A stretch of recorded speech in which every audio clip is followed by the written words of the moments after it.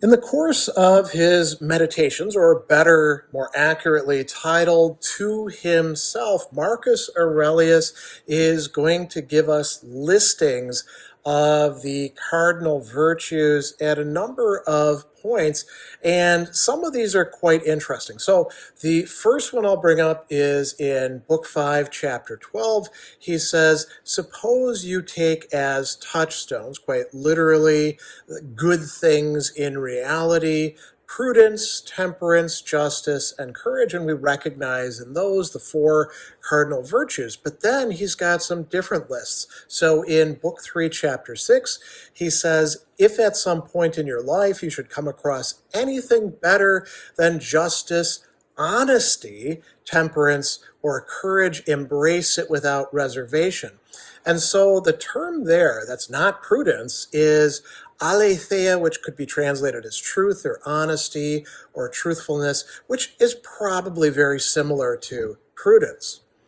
In Book 8, Chapter 1, he will say, nothing is good except what leads to or produces, poiē in Greek, a person who is just, temperate, courageous, and free. And the term there, once again substituting in the place of prudent, is eleutheron, which does mean free, but is also sometimes translated as being generous, being the kind of person who is free with things. And then we get this great passage in Book 4, Chapter 49. He says, does what's happened to you keep you from being just, magnanimous, temperate, prudent, careful, honest, modest, free, or generous, and all the other qualities? Now, you might say, wow, that's a lot of extra stuff there,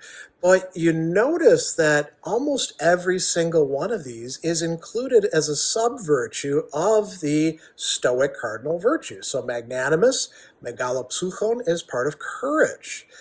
A lot of the other ones, propton, diapseuton, probably part of prudence. And then eidamona, modest, that is definitely part of temperance. So all of these are actually encompassed within the cardinal virtues, the way that the Stoics understand them. Why does Marcus talk this way to himself? Maybe he thinks he needs extra reminders of some of these sub-virtues of the Stoic cardinal virtues.